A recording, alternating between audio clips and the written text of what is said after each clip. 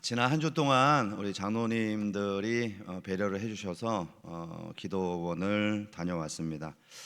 아마 많은 분들이 이제 공동회에 대해 참석도 하셨고 또 소식도 들으시면서 걱정을 하셨을 텐데 여러분들 심려를 끼쳐드려서 너무 죄송하고 제가 다 부족해서 또 이런 상황들이 만들어진 것 같아서 최종적인 잘못은 저에게 있습니다. 그래서 여러분들께 먼저 용서를 구하고 기도하면서 또 저 자신을 돌아보고 또 겸비하고 또 우리 하나님 앞에 처음 주셨던 그 목회의 초심들을 다시 한번 되새기면서 기도했던 시간입니다. 이게 제가 자리를 비운 시간 동안 또 기도의 자리를 지켜주셨던 우리 동력자 여러분들 너무 감사를 드리고 우리 또 부교육자들이 또 열심히 뛰어주셔서 빈자리를 또 잘 채워주셔서 감사를 드립니다. 자, 오늘 이 본문의 말씀은요, 제가 목요일 날 우리 주님과 동행으로 주셨던 말씀이고 제가 또 큐티하면서 하나님께 받은 바 이 은혜의 말씀이기도 합니다. 그래서 사실 오늘 우리가 이렇게 나누고자 이 말씀을 함께 이렇게 정했지만 사실 저에게 하는 설교라고 할 수가 있습니다. 자, 먼저 이 시편 16편은 다윗의 시고요. 믹담이라고 하는 표제어가 붙어 있는 시죠. 이 믹담이라고 하는 말은요, 교훈이라는 뜻이 있습니다. 그러니까 이 시가 단순히 하나님을 향해서 올려지는 찬양이나 어떤 기도의 의미도 있겠지만 이 시를 읽는 자들로 하여금 교훈을 주기 위함이죠. 자, 그러면 오늘 이 시 속에는 어떤 교훈이 담겨져 있는 것일까요? 우리 그것을 하나하나 살펴보면서 은혜를 나누고자 합니다. 먼저 이 시는 다윗이 아주 절박한 상황 가운데 쓰여졌다는 것을 언급하고 있습니다. 우리 1절과 2절을 보실까요? 하나님이여 나를 지켜주셔서 내가 주께 피하나이다. 내가 여호와께 아뢰되 주는 나의 주님이시오니 주밖에는 나의 복이 없다 하였나이다. 다윗의 시의 첫머리는 바로 하나님께서 나를 지켜주십시오라는 기도로 시작이 됩니다. 자, 이것은 그가 지금 현재 위험한 상황에 놓여 있다는 것을 의미하겠죠. 자, 여러분은 절박한 상황에 놓이게 되면 누구를 찾는다고 생각하세요? 정말 절박한 상황에 놓이게 되면요, 찾아갈 곳이 하나님밖에 없어요. 그렇잖아요. 내가 지금 위험에 처했는데 만나서 상의할 사람이 아무도 없다. 혹은 이 문제를 돌파할 방법이 전혀 떠오르지 않는다. 또는 내가 이 상황을 어떻게 피해갈까, 어디로 도망갈까 이런 생각을 하고 있다면 죄송하지만 그 사람은 아직도 절박한 상황을 만난 게 아니죠. 진짜의 절박함은요, 문제가 생겼는데 상의해 줄 사람도 없어요. 문제를 해결할 방법도 전혀 보이지 않아요. 나 어떡하지? 이런 상황이 절박한 거 아니겠어요? 그래서 내가 상의할 분은 이제 주님 한 분밖에 없습니다. 이 문제를 도와주실 분이 오직 주님이십니다. 이 문제의 해결의 능력은 오직 주님께만 있습니다. 하나님, 이거 사람이 해결할 문제가 아닙니다. 이 고백을 할 때, 이런 고백들이 절로 나올 때가 나 절박하다 이렇게 표현할 수 있는 것이죠. 그래서 오늘 다윗은 본문에서 주 밖에는 나의 복이 없다라고 고백합니다. 그런데 여러분, 이런 고백을 할 수 있다는 것이 얼마나 다양한 일입니까? 나는 지금 너무 절박해서요, 아무 힘도 없어요. 도움도 없어요. 방법도 떠오르지 않아요. 그런데 탁월하신 주님이 나의 복이 되신다는 사실을 깨닫고 고백할 수 있다는 것, 얼마나 감사한 일입니까? 내게 남아있는 것은 이제 하나님을 붙드는 길밖에 없는데 사실은요, 이 하나님을 붙드는 게 가장 탁월한 해결의 방법이었던 것이죠. 자, 이것을 깨달은 이후 다윗의 삶이 어떻게 바뀌었을까요? 절박한 상황이 올 때마다 하나님 붙들지 않았겠어요? 절박하면 실망하지 않고 포기하지 않고 내 하나님 붙들어야 되겠다 이런 마음을 갖지 않았겠어요? 아니, 다윗은 좀 지혜로운 사람이었으니까요, 무슨 문제가 그냥 고개를 들 때마다 이거 내가 어떻게 해결하지 이런 생각하지 않고 그냥 가장 먼저 하나님 붙드는 그런 사람이 되지 않았을까, 이런 묵상을 해봤습니다. 여러분, 이렇게 어떤 상황에서 먼저 하나님을 찾을 수 있다면 그 사람에게 또 그 공동체에게 소망이 있는 것이죠. 제가 한번 여러분들에게 질문 하나 해볼게요. 어떤 사람이 지혜로운 사람일까요? 견디다 참다 이제는 내가 도저히 견딜 수 없다, 나는 이제 어떻게 할 수 없다, 그러면 최종적으로 주님을 찾는 사람 1번. 아니면 문제가 머리만 딱 들면, 뭔가 조짐만 딱 보이면 하나님 앞에 그냥 하나님 붙들고 하나님 도와주세요 하는 사람 2번. 1번과 2번 중에 어떤 사람이 지혜로운 사람일까요? 물어서 뭐해? 답은 다 나와 있는데. 그런데요, 여러분, 우리가 그렇게 안 하잖아요. 뭐 어디 멀리 가서 찾겠습니까? 제가 그랬더라고요. 제가 옛말에 호미로 막을 거 뭘로 막는다고요? 가래로 막아요. 우리 옆에 사람하고 인사하세요. 알기는 뚫어지게 잘 알면서. 그런데 그렇게 안 하잖아요. 다 호미 갖고 막을 거 기다렸다가 가래 갖고 다 막잖아요. 가수 겸 작곡가였던 조지 베버리 쉐아라고 하는 사람의 이야기입니다. 그는 젊은 시절 전도 유명한 음악가였습니다. 23세가 되던 해요, 큰 대형 방송사와 계약을 맺게 돼요. 전속 가수로 채용이 된 거예요. 자, 이 조지가 이 가수로 채용이 될 때 한 가지 조건을 제시를 했습니다. 미국이에요. 지금 나는 방송에서 찬송가를 부르고 싶습니다. 제 사명이 그거입니다. 그러니까 제가 방송에서 찬송을 부를 수 있도록 허락을 해주세요. 자, 그랬더니 방송국에서 온 답이 이겁니다. 합의된 노래만 부르는 규정으로 찬송은 부를 수 없다. 방송국에서 제시하는 노래만 부를 수 있다, 이렇게 통보가 온 겁니다.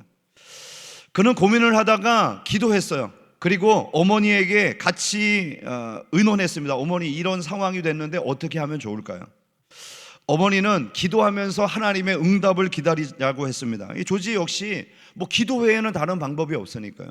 기도하기 시작했습니다. 그런데 며칠 후에 피아노 앞에 앉은 조지에게 한 가지 이렇게 종이가 앞에 피아노에 이렇게 있는 거예요. 봤더니 그 어머니의 친구 밀러라고 하는 이 부인의 시였는데요, 고민하고 있었던 이 조지에게 좀 도움이 되기를 바라는 마음으로 이 어머니가 친구에게 그 시를 부탁을 해서 이 조지 피아노 위에다 올려놓은 거예요.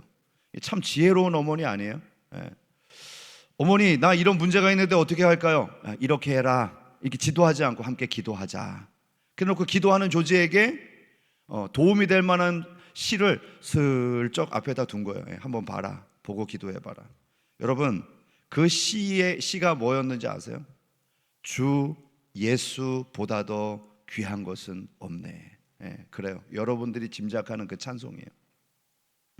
시를 읽던 조지가 하나님의 은혜에 압도되었습니다. 그리고 선율이 떠오릅니다. 그 시를 가지고 곡을 작곡합니다. 주 예수보다도 귀한 것은 없네. 그래, 주님보다 귀한 건 없지.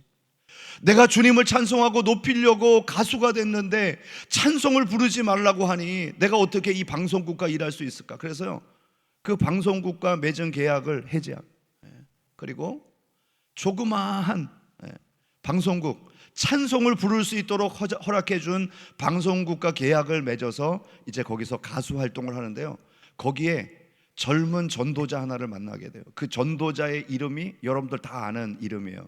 빌리 그레함. 전 세계에 복음을 증거하며 다녔던 빌리 그레함. 젊은 두 사람이 만난 거예요. 은혜가 통한 거예요. 그래서 이 빌리 그레함이 가는 집회마다 이 조지가 가서 찬송을 부릅니다. 수백만 수천만 많은 사람들 앞에 찬송을 불러요. 그래서요, 이 조지가 인류 역사상 가장 많은 사람들 앞에서 노래를 한 가수로 기네스북에 등재가 됩니다.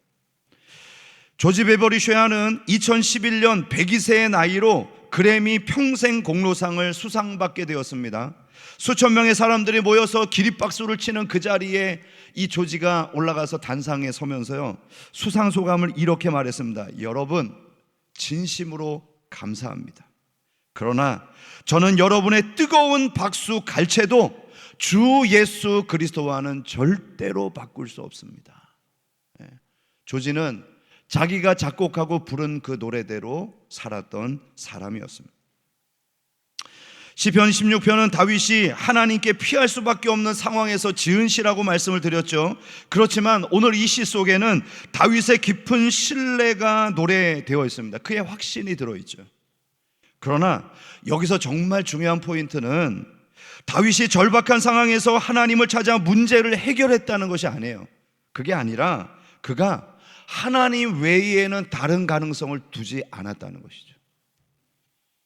방법이 없어서 절망한 것이 아닙니다.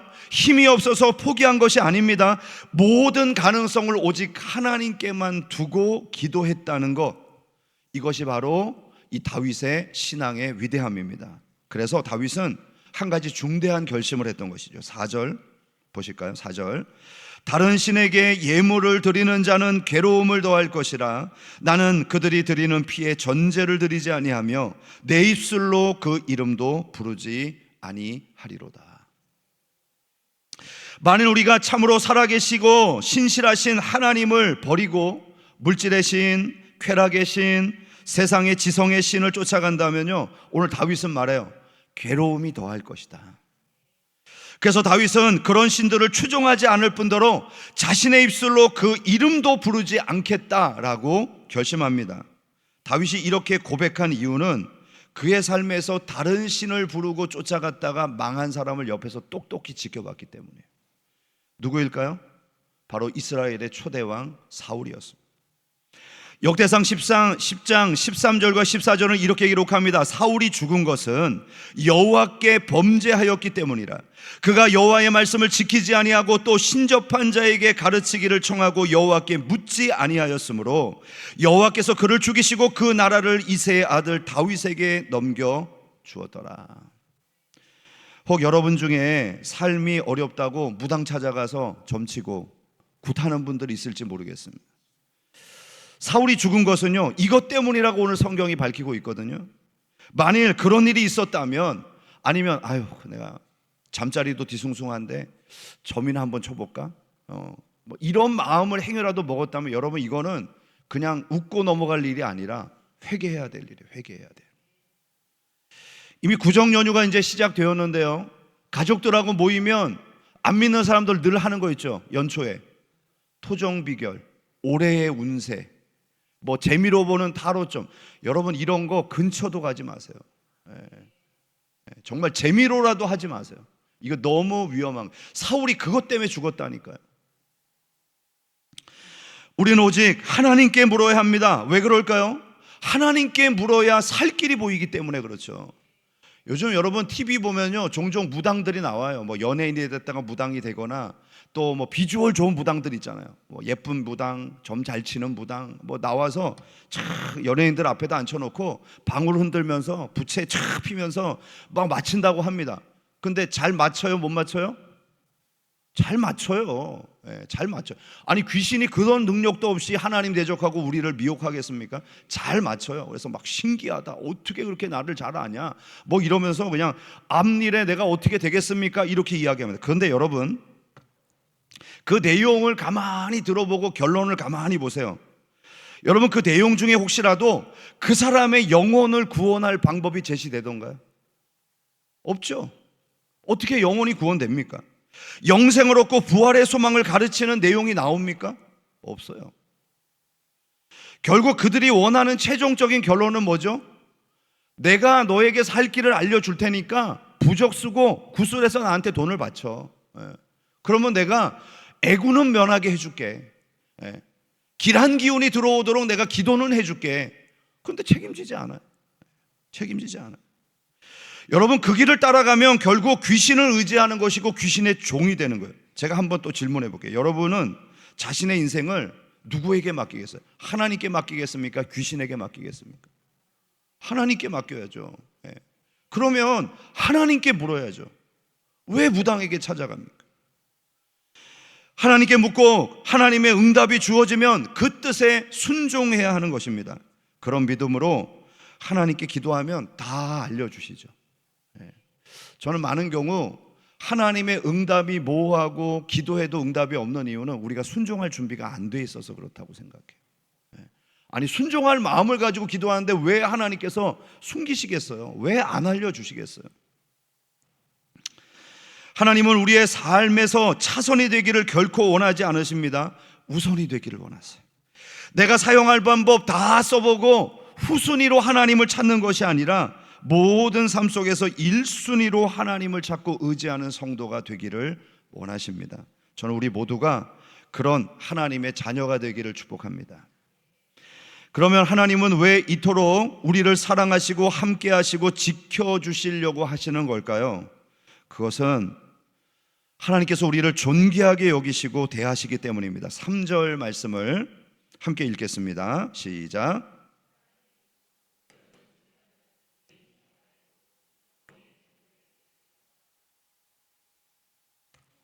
제가 이제 목요일 날 아침에 이 말씀을 묵상을 하는데요, 제 마음이 무너졌습니다.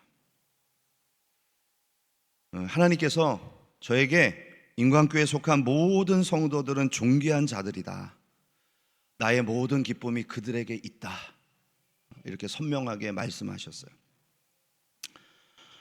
하나님께서 여러분을 존귀하게 여기신다는데요, 제가 무슨 반론을 그 앞에서 합니까? 하나님께서 여러분들을 즐거워하고 계신다는데 제가 뭐라고요?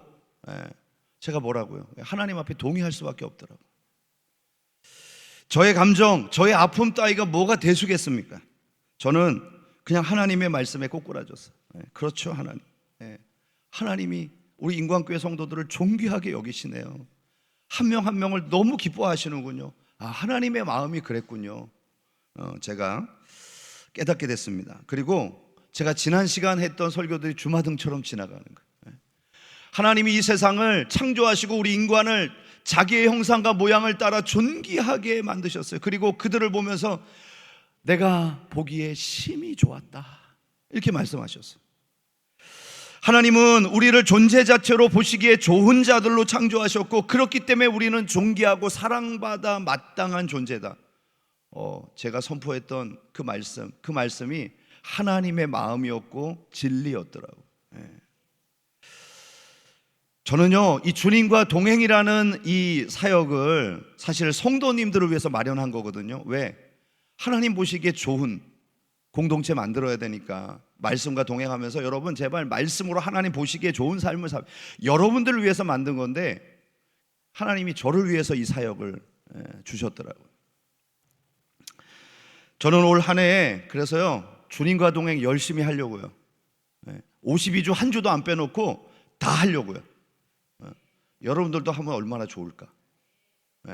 벌써 3주 지났는데 3주 지났다고 너무 하지 마. 지금부터라도 하세요. 꼭 하세요. 너무 좋아요. 너무 좋아. 자, 그러면서 저는요, 오늘 강단에 올라가서 여러분들에게 좀 용서를 구해야 되겠다, 이런 마음을 가졌습니다. 혹 제가 여러분들을 존중하지 못했다면 너무 죄송합니다. 용서를 구합니다. 뭐 의도는 아니었지만 제가 했던 말이나 행동 때문에 상처를 받거나 오해를 하거나 또 마음에 어려움들이 있었다면 정말 진심으로 죄송하다는 말씀을 드리고 싶습니다. 그리고 저는 하나님이 존귀하다고 말씀하신 우리 성도 여러분들 한 분 한 분을 정말 존중하면서 사역을 해야 되겠다, 잘 섬겨야 되겠다, 이런 마음을 가졌습니다. 제가 요즘 들어서요, 느끼는 그 마음이 있는데, 제가 인사를 할 때요, 이렇게 악수를 하면 버릇이 생겼어요. 이렇게 하면서 악수를 하니까 악수하는 분을 안 쳐다보고 딴 데를 보더라고요. 내가 왜 이러지? 요번에 시찰 그 노회 신년 할애에 가는데 목사님하고도 인사할 때 악수는 하는데 딴 데 봐. 그래서 왜 이러지?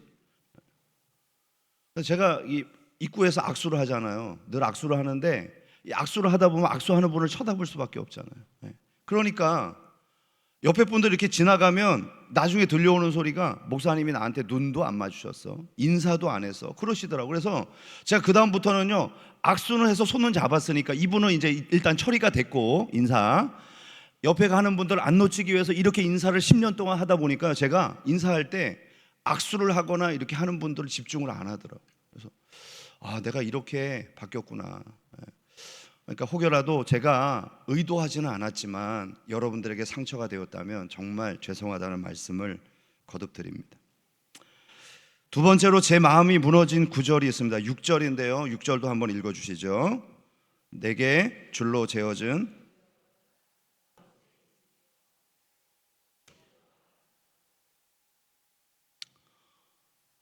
사실 이 구절을 제가 읽는데요. 눈물이 핑 돌았습니다.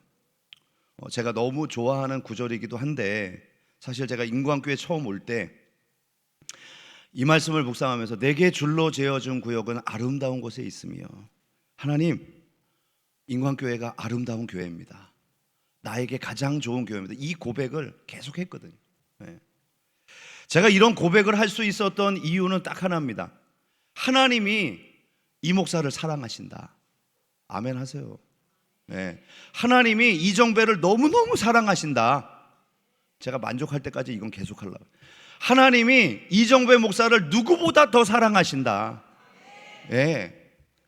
그 사랑하시는 하나님이 인광교회를 나에게 선물로 주셨다. 그 사랑하시는 하나님은 나에게 가장 좋은 선물을 주시는 분이다. 그러면 인광교회가 가장 아름답고 좋은 교회 아닌가요? 물론 교회가 객관적인 수치로 뭐 좋은 교회, 나쁜 교회, 건강한 교회, 뭐 덜 건강한 교회 이렇게 나눌 수 있을지는 모르겠습니다. 그런데 이 목사에게 있어서는요, 이 세상에서 인광교회가 가장 아름답고 좋은 교회죠. 왜요? 나를 사랑하시는 하나님께서 만나게 하신 교회니까. 그렇잖아요. 저번 주에 사실 제가 마음이 무거웠고 오후 예배 설교를요, 그냥 설교문을 읽었습니다.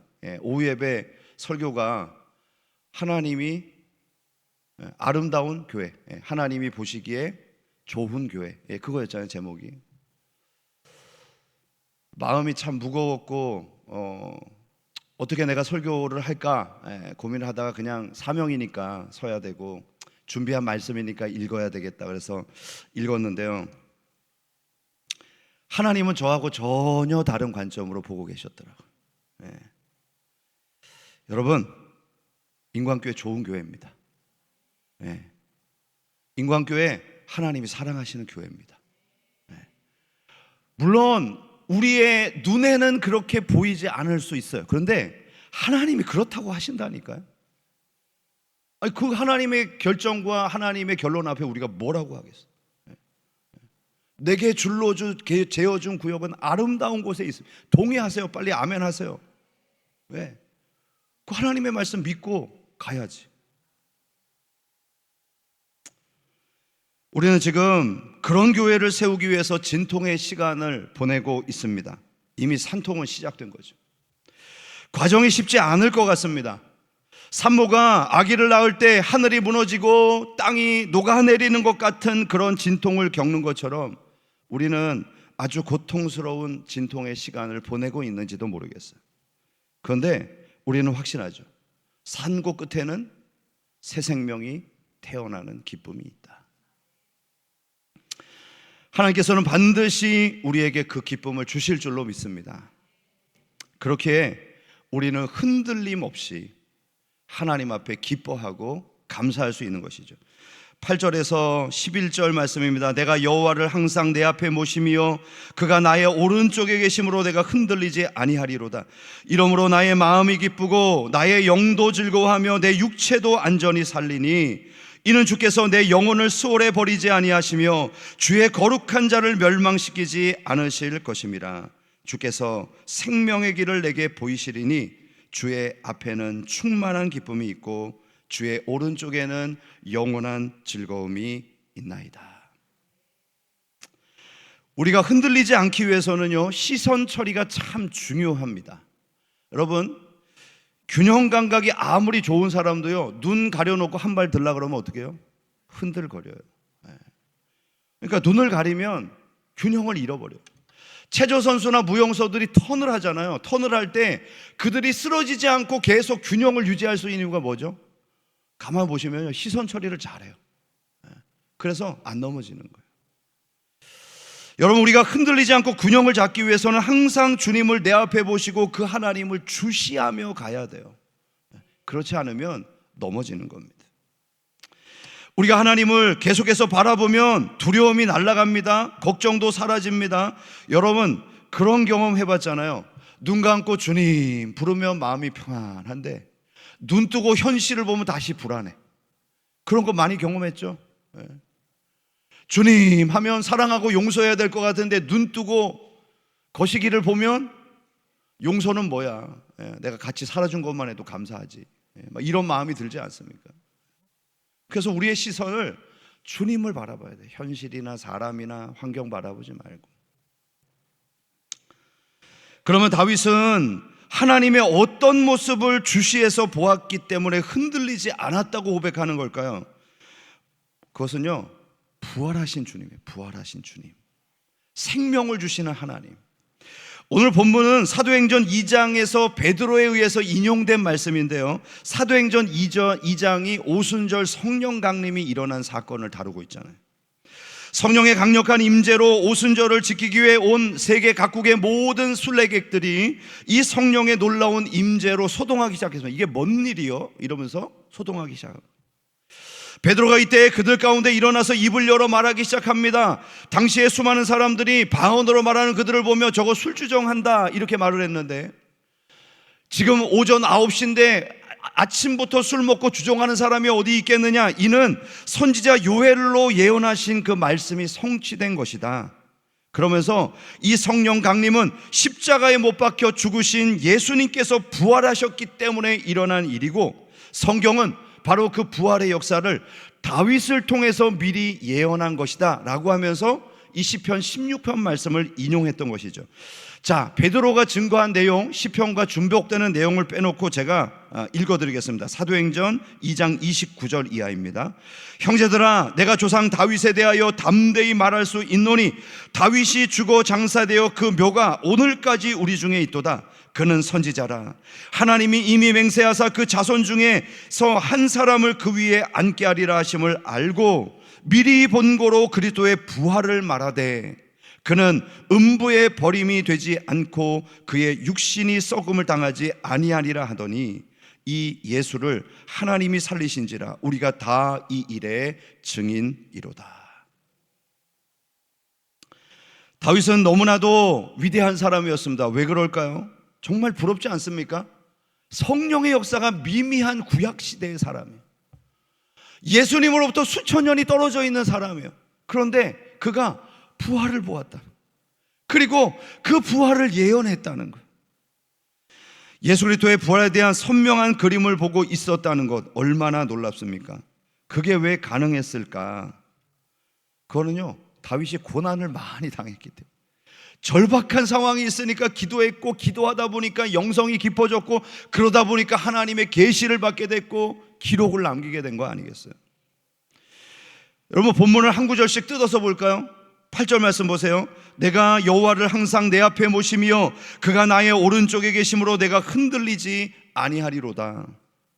다윗은 단순히 자신을 구원할 예수님만 보았던 것이 아니라 예수님을 통해서 주어질 부활, 영생의 소망까지 바라보고 있는 것이죠.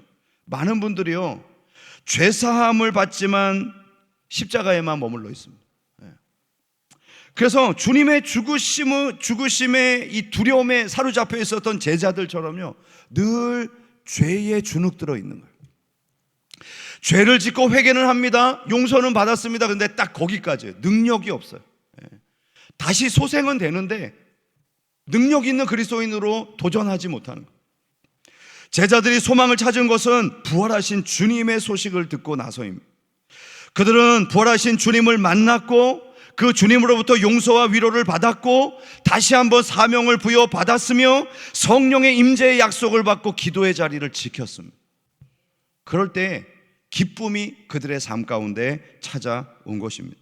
그러므로 여러분, 기쁨은 십자가에 달리신 주님을 만날 때가 아니라 부활하신 주님까지 나아가야 돼요. 9절 10절입니다. 이러므로 나의 마음이 기쁘고 나의 영도 즐거워하며 내 육체도 안전히 살리니 이는 주께서 내 영혼을 수월해 버리지 아니하시며 주의 거룩한 자를 멸망시키지 않으실 것임이니이다. 많은 사람들이 가장 두려워하는 공포 중에 하나가 죽음의 공포 아니겠어요? 그리고 우리는 자연재해, 전쟁, 팬데믹, 사건과 사고라는 이 모든 상황들을 보면서 이 두려움이 주는 영향력을 몸소 느끼고 있습니다. 자, 그런데 다윗이 느꼈을 두려움이 얼마나 컸을까를 한번 상상해 보세요. 그는 우리보다 더 많은 위험에 노출되어 있었던 사람 아닙니까? 왕이 추격했던 사람, 수많은 전쟁을 뛰어다니며 앞장섰던 사람, 왕이 되어서 수많은 정적들이 그를 죽이려고 반역을 일으킴을 당했던 사람, 다윗이 얼마나 두려움이 컸을까를 짐작케 하는 구절이 하나 있는데요, 사무엘하 24장을 보시면 다윗이 교만해갖고 인구조사를 한 장면이 나와요. 자, 하나님은 이것을 너가 교만해서 지은 죄라고 규정하시면서 세 가지 중에 하나를 결정하라는 거예요. 징벌을 결정하는 거예요. 7년 기근, 석 달 동안 원수에게 쫓김, 사흘 동안 전염병을 당하는 것, 셋 중에 하나. 여러분들은 뭘 선택하겠어요? 7년 기근, 3년 동안 원수한테 쫓기는 거, 그리고 3일 전염병, 온 나라 전염병. 모르겠어요? 왜 책임지기 싫어요? 책임 안 지라고 할 테니까 셋 중에 하나 골라봐요. 다윗이 선택한 건 뭐예요? 3일 전염병. 사무엘하 24장 15절은 이렇게 기록합니다. 이에 여호와께서 그 아침부터 정하신 때까지 전염병을 이스라엘에게 내리시니 단에서부터 부엘세바까지 백성의 죽은 자가 7만이라고 합니다. 7만. 3일 동안 7만 명이 죽어나갔어요. 우리는 지난 코로나 팬데믹 상황에서 환자들이 속출하고 그들이 돌아가시는 장면들을 보면서 나라가 정말 완전히 그 멘붕에 빠졌잖아요. 멘붕. 근데 여러분, 3일 동안 대비되지도 않은, 의료 시설이 발달되지도 않은 그때 7만 명이 죽어나가는 광경을 보며 다윗이 어땠을까요? 자기 죄 때문이잖아요. 나 때문에 백성들이 죽는다는 이 압박감이 얼마나 컸을까요?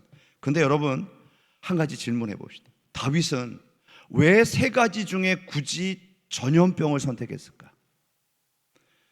그냥 오랫동안 고통받는 것보다 그냥 굵고 짧게 끝내자, 이게 다윗의 생각이었어요. 물론 그것도 배제할 수는 없지만요, 제 생각에는 다윗이 그 이전에 수많은 굶주림과 대적에게 쫓기는 전쟁을 경험했기 때문이죠. 여러분, 매를 많이 맞은 사람, 누가 옆에서 손만 이렇게 들어도 뭐합니까? 때리나? 막잖아요. 다윗은 사울을 피해 다니면서, 정적들을 쫓겨다니면서 수많은 굶주림을 경험했다. 그러니까 다윗은 막 기근의 기자만 들어도요, 막 치가 떨리고, 원수의 원자만 들어도 막 오금이 저렸을 거예요. 그러니까 하나님, 내가 이 평생 동안 그런 고통을 당했는데 또 당해야 된다고요? 차라리 전염병으로 나를 치세요. 나를 죽여주세요. 이런 마음으로 선택을 했을 거예요. 그런데 지금 그런 고통의 경험을 하고 있는 다윗이요, 뭐라고 말합니까? 이 두려움이 자기를 흔들지 못할 거래요. 자신은 기뻐할 것이며 자신의 육체도 안전할 것이라고 확신합니다. 왜요? 부활하신 주님을 봤으니까. 이 땅에서의 삶이 다가 아니고 영원히 사는 삶을 가지고 있었기 때문에 그는 현실의 죽고 삶의 문제, 대적이 일어남의 문제, 이거에 흔들리지 않겠다, 이렇게 고백하며 즐거워할 수 있었던 것입니다. 11절, 주께서 생명의 길을 내게 보이시리니 주의 앞에는 충만한 기쁨이 있고 주의 오른쪽에는 영원한 즐거움이 있나이다. 여러분, 이게 부활신앙 아닙니까? 부활신앙이 뭐죠? 우리 죄에서 구원하신 주님께서 십자가에 죽으시고 사흘 만에 부활하셨다. 죽음의 권세가 그를 붙잡지 못했다. 그 주님께서 부활의 첫 열매가 되시어서 우리도 주님처럼 부활할 수 있다. 이게 부활신앙 아닌가요? 그러므로 부활신앙이 있으면요, 삶의 모든 두려움으로부터 승리할 능력이 생깁니다.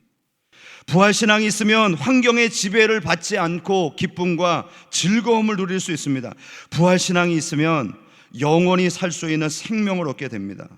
그런데 여러분, 이 부활신앙이 진가를 발휘하는 때가 언제예요? 위기를 만날 때, 여러분들의 육체가 죽음을 만날 때, 그때 부활신앙이 진가를 발휘합니다. 말씀을 정리할게요. 우리에게 고난이 다가올 때 우리가 바라보고 피해야 할 곳이 어디겠습니까? 답은 나와 있잖아요. 하나님이잖아요. 그 하나님을 최우선으로, 그 하나님을 최선책으로 선택하고 달려갈 수 있기를 축복합니다. 하나님은 나의 주님이시니 나의 복이 주님밖에 없다고 고백해야 합니다. 다른 가능성을 두어서는 안 됩니다. 우리가 이렇게 확신할 수 있는 근거가 뭔가요? 하나님께서 우리를 존귀하다고 여기시고 내 삶이 아름답다고 여겨주시니까, 이것은 결국 사랑하시는 하나님의 관점인 것이죠. 그러므로 우리가 하나님의 사랑을 확신한다면 이런 고백을 드릴 수 있습니다. 다윗은 구약의 한복판에 살았던 사람이지만 부활의 그림을 누구보다 선명하게 그리고 살았던 사람입니다. 그래서 수많은 전쟁과 기근과 전염병의 위협 속에서도 흔들림 없이 기쁨을 갖고 있다라고 고백합니다. 우리도 십자가를 넘어 부활의 능력을 주신 우리 주님을 늘 만나고 동행함으로 어려움을 이겨낼 수 있는 성도님들 되시기를 주님의 이름으로 축원합니다. 기도하겠습니다.